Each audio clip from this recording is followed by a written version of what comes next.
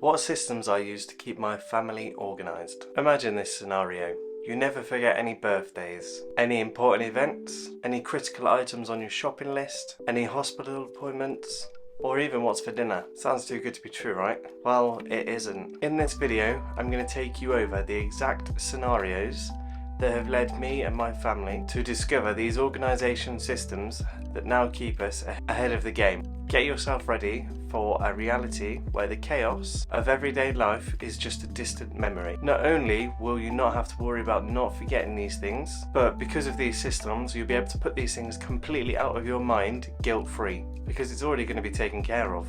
Your daily life will seamlessly unfold with everything from your meals to any appointments you might have, already built in and managed by your system, meaning you don't have to worry about it.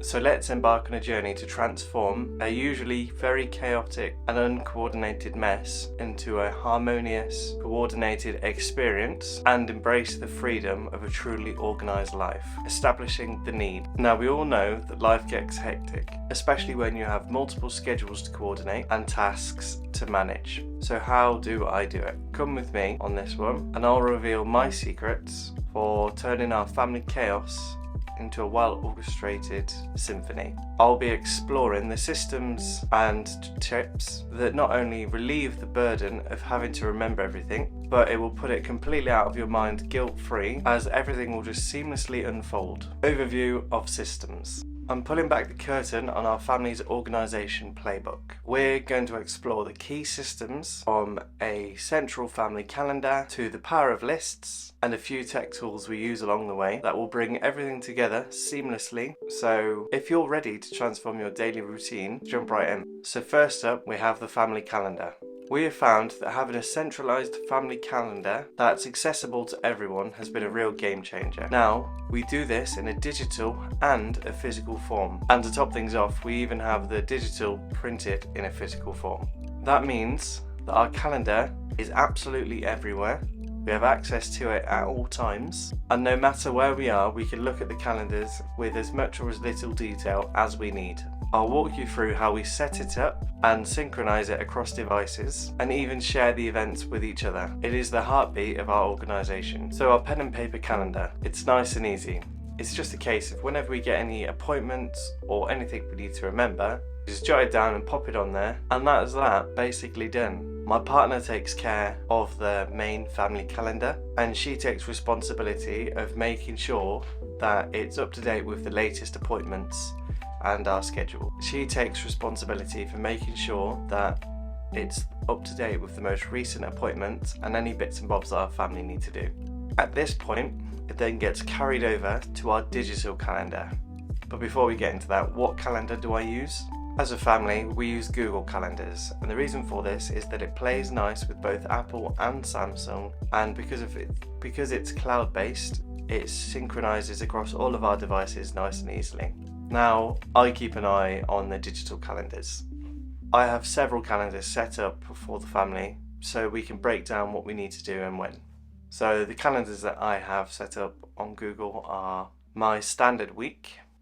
This is where I keep tasks such as going to work, my lunch breaks, and usually where I'd like to put in tasks around YouTube and stuff like that. We also have family appointments. This is the calendar where we put all of our appointments. They're not very creatively named. To be honest, a lot of this is taken up by Rose's appointments. She has a lot of hospital visits, doctor's appointments, nurse visits, and a lot of specialists to see. But in this calendar, we'd also put things like my partner's nail appointments or anything like that, because they're still appointments. We also have a boys activity calendar. This is for the boys because they do have quite a very busy schedule when it comes to after school clubs. We find having this on there, even though this one doesn't change very often in terms of their clubs, we find it just helps to have this on there so that when we have other things on, we can see immediately if anything's going to clash with it, and also how much we have on as a family at that time. An example of this is probably our Thursday night after school. It's our busiest night, I would say. So my partner has work, Archie has Kung Fu, and Dylan has football training. So if I was to try and plan something for me to achieve in that time frame that might require my full attention, it just wouldn't happen because our schedule and our time at that point is just so busy. So this just makes sure that we're not planning too much at one time. It also helps the boys when they see it, because then they know that their things are just as important as Rose's appointments. I have a content calendar. Again, these calendars are really not creatively named. They just are what they say on the tin. This helps things to keep things all simple and in order. This calendar is where I plan the content for this YouTube channel, but also this is a place where I'll put things for my other channel once it gets going. This means I can pursue this channel and my other channel at the same time, and both channels shouldn't suffer. So I can work on both of these goals, leaving me feeling very satisfied and fulfilled, as long as I keep on top of it. It ensures that they don't compete for each other. They have their own allotted time. It also sets a nice template for my partner, as she has her own channel, and I want to try and help and support her in any way I can. It means that I can try and help support her with ideas, but it also means that I can support her as a family by making sure that she has free time to do what she needs to do with her channel. I will put links to those channels both in the description. I also have a calendar where I put our usual weekly tasks. So things on there are like shopping, time for me and my partner to spend time in the studio, but also some family time. This ensures that our family relationships don't suffer because we will have them on a recurring weekly calendar that we just move around and fit in where it needs to be. And despite all of our family commitments, we're still making time for us as a unit to do something together. That way we can squeeze everything that we want to achieve in, but also not feel the burden of when we're going to do it. But because it's structured and regulated, we don't need to worry, it's there, it's done, and everyone's happy. Having these calendars working together all in one place not only keeps me organised, but it keeps me as efficient and productive as I can be. It also helps me manage the tasks that I need to do and the tasks that the family need to do throughout the week. We can also harmonise things with our calendar, so what we'll do is we'll do the shopping and make sure that gets done before my allotted time where I'm going to meal prep. This means that I have all of the ingredients, food that I need to allow me to do the meal prep so that I'm not stopping and starting and anything like that. And because the calendars are all in one place, as mentioned, I can make sure there's no overlap to make sure that we're not stretching ourselves too thin, to ensure that we do actually have the time to achieve these goals and tasks. So what this means is that I know that the time that me, my partner and my family have, we're using it as efficiently as we can, but we're not stressing or worrying about what we need to do because it's already there laid out in front of us. So we don't even think what we need to do, we just go through looking at our calendars, what we need to do, and we just do what our calendar says, which is a huge weight off our minds. Because these calendars are on Google, I do share them with myself, my partner and the boys. So it's on both of our phones and the boys' phones. Not that they look at them, but it's there should they ever want it, and obviously we print off the physical calendar so they can see it. But it means that any device that me and my partner might have to hand whenever we're out and about, the calendars are there accessible so we can just quickly jot things in there if need be. And like I said, we'll always know what we're doing because our calendar is always there telling us what to do. Now I do take this a step further and I have my calendar on my smartwatch. So all I have to do is look at my wrist and I know what I'm supposed to be doing. So now how do we bring the physical and digital calendars together? Going into all the detail that we might need and all the nitty-gritty on a physical calendar not only takes more time in writing, it's more effort, but also there isn't the space necessarily on the calendar without it being unnecessarily large. And that's the strength of a digital calendar, is you can put notes on there if you need to, you can leave messages for the appointments or anything like that or what you need to do. But also the flexibility as our week changes and we get appointments, we can move our standard week around and what we need to do to make sure it fits. This way it doesn't cause us any additional stress because we know that the jobs we need to do are still accounted for, but they're also not when we're busy. That's easier done with a digital calendar than it is with a physical calendar. Now, not to bash on a physical calendar all the time, a physical calendar is so easy to see because you just look at them and there they are. We have ours in a central place, it's by the kitchen, and we also have one at the bottom of the stairs. So everybody walks into the kitchen every day, so everyone walks past it. Everybody comes downstairs at some point of the day, so everyone walks past it there as well. So how do we synchronize the calendars? In one word, communication. But it is easier than that. So me and my partner will literally just text each other if there's a new appointment or a new thing we need to add to our calendar. With a physical calendar, that means when you get home, find the calendar, you write on there, and that's done. With a digital calendar, it's even easier. So when I get a message on my phone, I can literally click it with the time of the day and say, add to calendar. It's basically done then, straight away, just a couple of clicks. And then because that's added to our digital calendar that we share, it's then synchronized across all devices. So even if it doesn't end up on our physical calendar, everybody knows about it anyway still. Just to put the icing on the cake for that one, about pushing our calendar to the next level, I will then once a week print off our digital calendar. I'll show you. I will then print off our digital calendar and turn it into a physical calendar, meaning that everybody can see it. It has all the benefits of a standard physical calendar, but then the detail and flexibility of a digital calendar. So that means everybody's happy, everybody can see a calendar anywhere they need to. Now, we have worked on this system for a while, and we've developed it into our family life and routine. And now because of that, we can trust it, and we know that everything we need to do is going to get caught and put onto our calendar. We don't need to think about it at all. We basically just do what we're told by our boss, the calendar. We really didn't just come into this and have the system working like that. It wasn't a case of turning a switch on. It was a gradual thing. What we had to do is, as we were developing, we reflected on what we like, what we need the calendar to do. We've taken away what we didn't need or didn't use, and we've ended up here. It may develop in the future again, but I can't see where we need to improve this as a family. This system seems to be where we need it to be, and we'll just continue with it. Lists and task management. Next, let's talk about lists. This is my secret for conquering daily chaos. From shopping lists to household tasks, I'll share my favourite list making strategies and the tools I use to keep on top of them. Now, we have been talking about calendars all this time, but all a calendar really is a time allocated list. So what sort of lists do I do outside of this? I have a shopping list, a meal list, we have a morning routine for the boys list, we have a feeding time list for Rose, we also have lists for our content creation for our YouTube channels. And to top that off, we have a rolling, revolving sort of miscellaneous to-do list, one for me and one for my partner. And this is something that we look at multiple times a day and constantly update. So let's break them down. So my shopping list is a file I have on my computer that I need to print off every week.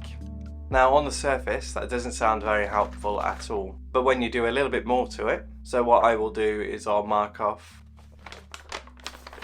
as you can see, I'll mark off what we need, what we don't need. I'll write little notes for the reasons why, so that when we come to do our shopping, the list is there already, it's good to go, and we know what to do. We know what we're looking to buy, we won't miss anything. Now, because it is predetermined, you might be thinking, what if there's something I don't usually buy?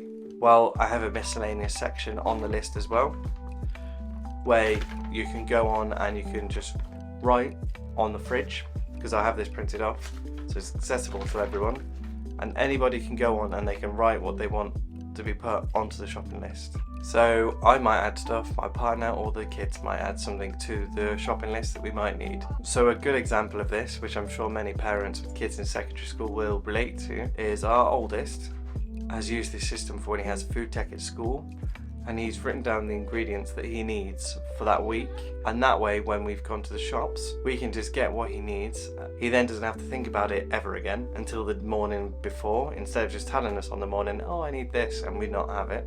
But it ensures he doesn't miss out on those activities at school, and we don't miss out on the scones, which he's actually a dab hand at the minute, really good at making them. So like I said, once a week I'll go through that list before we go shopping, obviously, and I'll look through the freezer, through the fridge, through the cupboards quickly, and I'll write little notes on there as well to say, so for example, if I put a lot of stuff on there, and then when my partner's in the shops, she might think, that seems like a mistake, I'll write like a little note on there to say why I want this, or if there's a reason or anything like that, just so that everybody understands what's going on, we know what we need to do, and we're happy.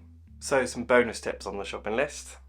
I've loosely arranged it by the order of the aisles in the shop that we usually shop at, and it's colour coded. Now, my partner's friends sometimes poke fun at this when they see how organised such a simple thing like our shopping list is.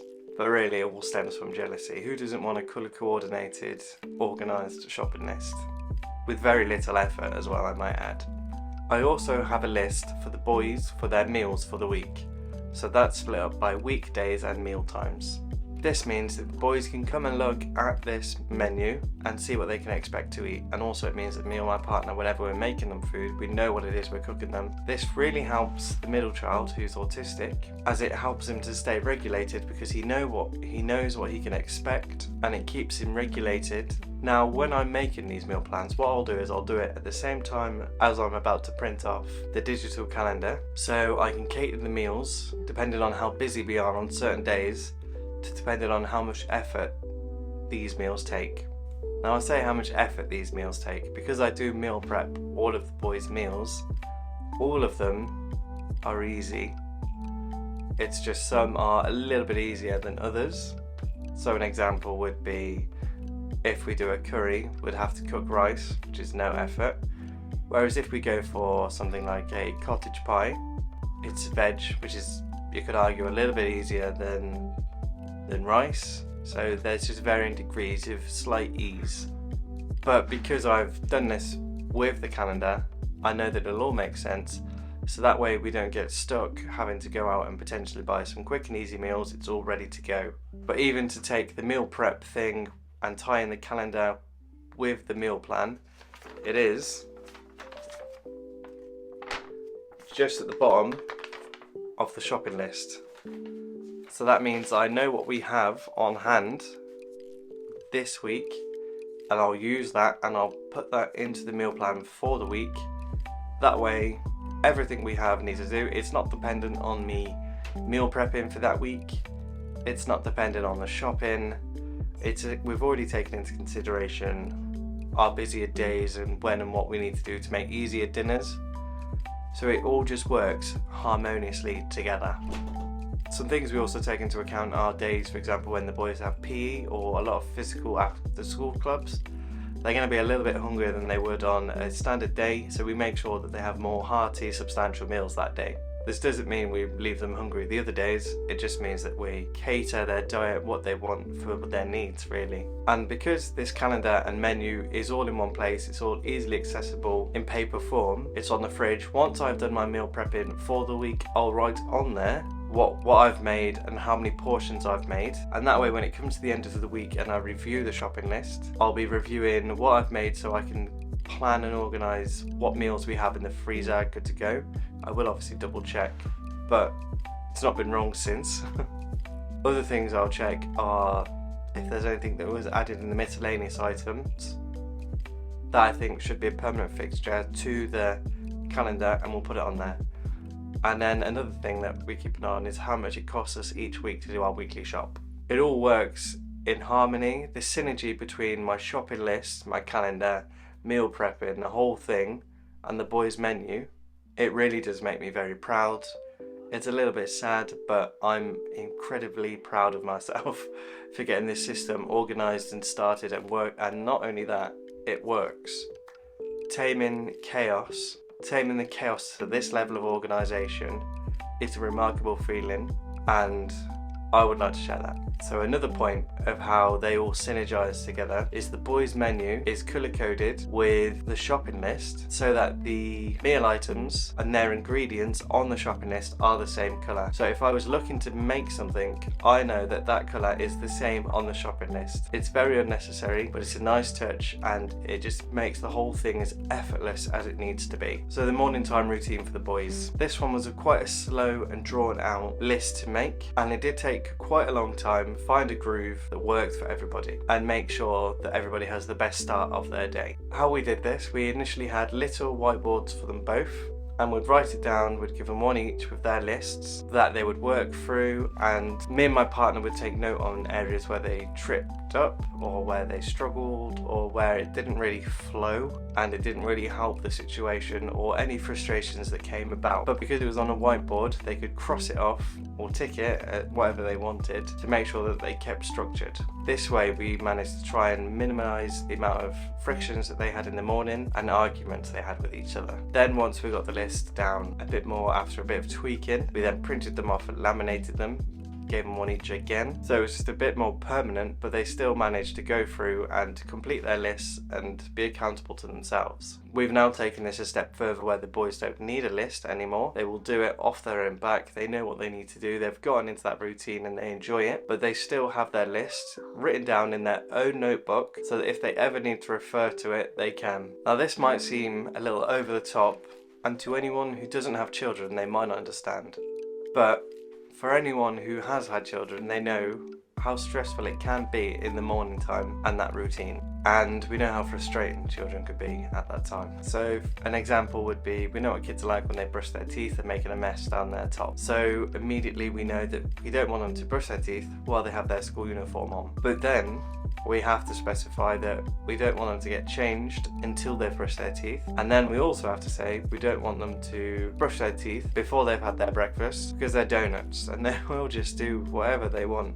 So the list is structured in a way to make sure that they're as prepared, without them necessarily even knowing it, as they can be. So they will have their breakfast, brush their teeth, then get changed and carry on with their day. Instead of any sort of order like that, as anybody with kids knows, that sort of chaos is what they do. The children do find these lists fun and they enjoy the routine. It really helps them know where they're up to, helps them know what each other are doing. And at this point, we've even managed to work in some of their chores that they do every week in the morning into their list. So what this means is they're getting ready, they're doing some of their chores in the morning, they're starting their day on the best foot possible, taking responsibilities. As they grow older and become adults, they have a lot of skills already to hopefully help them be successful. And because their chores are worked into their list, it ensures they keep earning their pocket money, which is all they want really. One of our lists is for feeding Rose. This might seem like a bit of an odd one to have, having a list for when and what to feed your baby. But Rose is a pain. She might be the most beautiful and cute thing I've ever seen, but she is a pain. She has Down syndrome and also hasn't had the best starts in her small lifetime.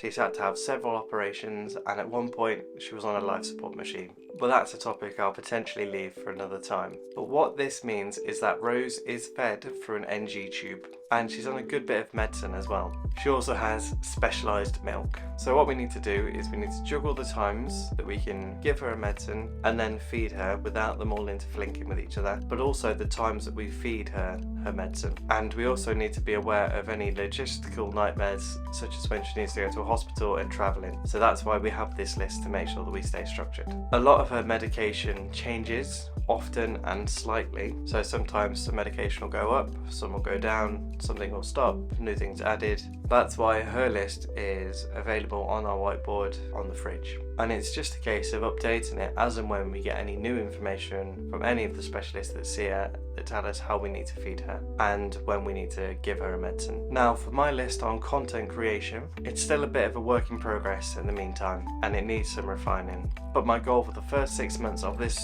year is to keep working on this system and iron out a lot, if not completely all, of the roadblocks I have on this. As we're currently working this in, we also use our rolling lists at this time. So these are for tasks that are slightly outside of the calendar. So for example, on the calendar, I'll block in some YouTube time here and there. But what that means is we'll then look at our rolling lists and see where we were up to in our content creation.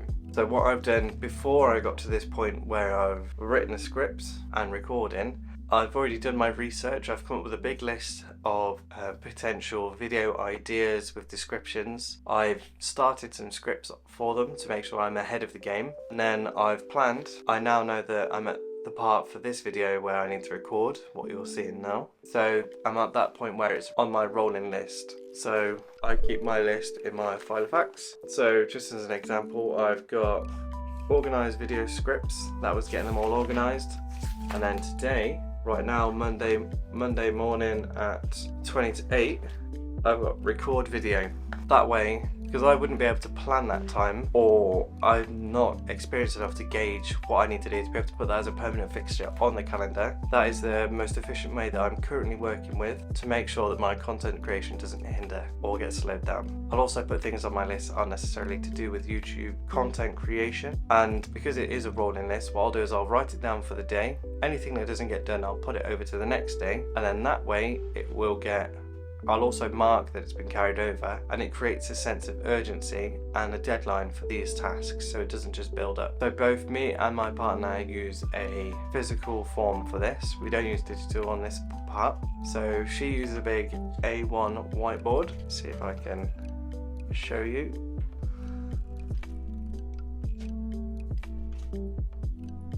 This way she can brain dump and write down whatever she wants on that calendar and rub things out, add things to it, change it around.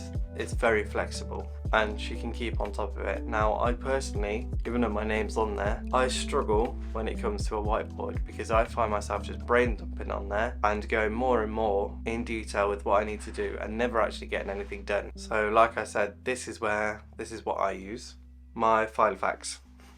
Now it does look a little bit dated, I'll grant you that. I should get some stickers for it or something like that, but then at the same time I quite like that it's just clean and black. And I have had it for quite a few years and it's lasted me a long time. It still looks brand new.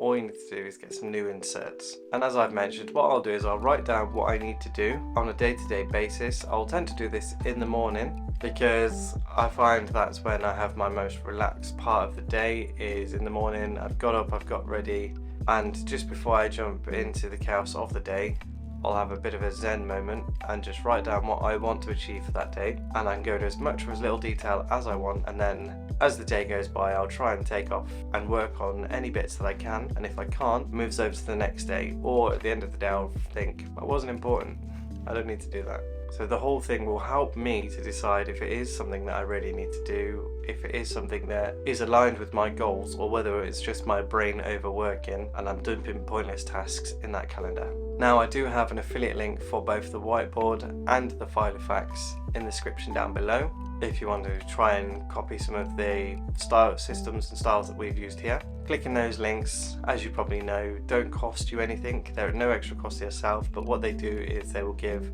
a bit of a bump to myself, which helps this channel, it helps my family, and I'd really appreciate it.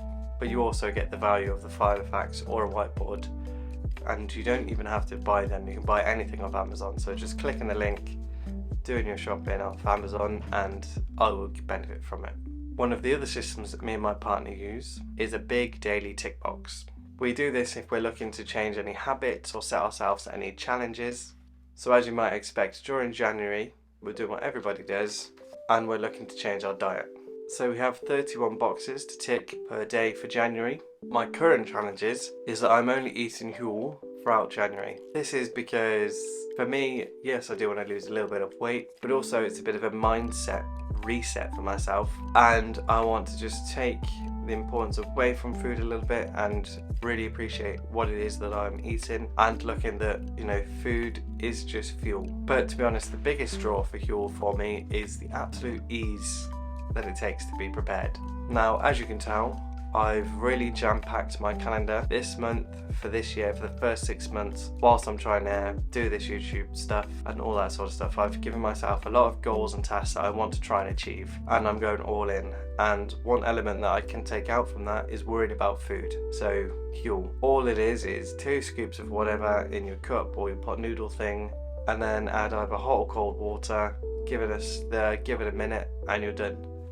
You don't need to worry about it. Doesn't matter what you pick, the calories are the same, and that efficiency and ease is exactly what I need right now while I'm in this stage of focusing on my career and what I need to do. So I do have a referral link for Huel also in the description. If you fancy giving it a try yourself, what you'll get is £10 off yourself, and I will also get £10 off.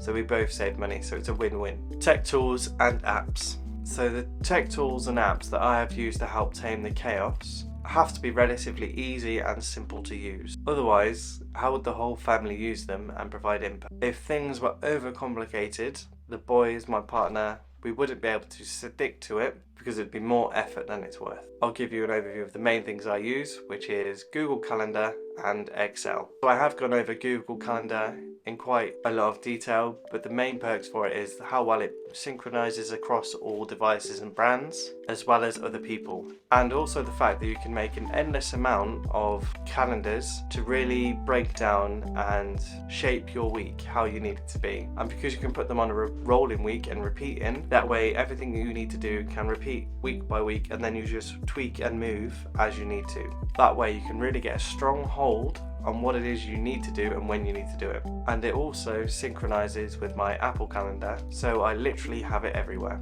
And as I've said, I take it to the next step because I use this on my smartwatch. I use the Apple Watch Series 6, and in all honesty, I couldn't live without it. I know that sounds really cheesy, but having the calendar on my wrist with notifications at all times ensures that I stay on track, stay focused, and I know exactly what I need to do and when I need to do it. I can probably count on one hand how many days I've not worn my Apple Watch since my partner got it for me. Now, I know you might be thinking, what about the notifications from the calendar? I have it set so that the focus is so that only my partner can get through to me when it's on that setting, but also my calendar can. And those notifications, they're not just spammy, they are quite often, but that just lets me work through the tasks without even thinking about what time it is or when it is or worrying about what I've got coming up, because I know that they're scheduled in, I've allowed for enough time, and it's good to go. My watch will go, oh, it's time for this, and off I go. I've had it for a few years now, and it is honestly the cherry on top, and it really does just bring all of the calendars and everything that I have together in one place exactly how I want it. Now again, I do have an affiliate link down below in the description, and at no extra cost to yourself, check it out. There is a newer Series 8 also. It would really help this channel and myself and the family. Now this will not be a surprise to anyone who knows me, but I love a spreadsheet and I love Excel. I use Excel to make my lists. It's just so easy to scratch up a quick table on there and to work things around and move things around and edit and change and all that. It's my favorite place for making any sort of list. So my tracker, Excel, the shopping list, Excel, the boys menu, Excel, and because they are made and they're on Excel, I've put the hard work in, they're saved. That way I can just keep reprinting them out as and when I need them, and if I do need to edit them, it really is a small amount of effort. Because they are saved, I do have templates for all the things that I've used, and that really is a whole game changer, is the fact that these are just templates. I've had to put the hard work in once, and then I'll do a little review on them weekly, but most of the hard work is done, and it's print and it's done. Jobs are good, and it really doesn't take any time at all. I will knock out the new calendar and the new shopping list and the new print in probably about 5 minutes if I'm distracted and taking my time. Now, I do have these templates available. I can put them up on my website if need be, but just show me a bit of interest in the comments and then I'll make them freely available. Closing thoughts and call to actions. So there you can see I've gone from forgetting everything, missing everything, to organising it and getting it all dealt with by my system. So now, not only am I not forgetting it, I don't actually need to think about it because it's done, it's taken care for. I'll just lean into the system and that will take care of the rest for me. This leaves my brain free to think of tasks that I want throughout the day. It means I don't have to worry about what I need to do when I need to do it. It's already taken care of, and my mind has that little bit of extra stress taken off. I just keep it nice and clear. As I've mentioned, it is a little bit of effort to get going, and we have had to fine tweak this over time to get to this point, but now that we're there, we're finally starting to reap the benefits of having this organised lists. What I would say the takeaway from this would be to start slowly, but make sure you reflect regularly on what works, what doesn't work, what you don't need, and really the goal for your system and what you want it to do. Just get rid of any bits of fluff that you don't need and make sure that it does actually achieve what you set it out to achieve. Now I'm thinking, if you want any help setting up any of these systems for yourself, or if it's something you'd like a bit of more personal help with, head over to my website, drop me a message, and then we can see what we can do, see if there is anything where I can add my experience and help you out. As usual, if you found any value in the video, please do the YouTube thing, subscribe, like, notifications, and until next time, thank you.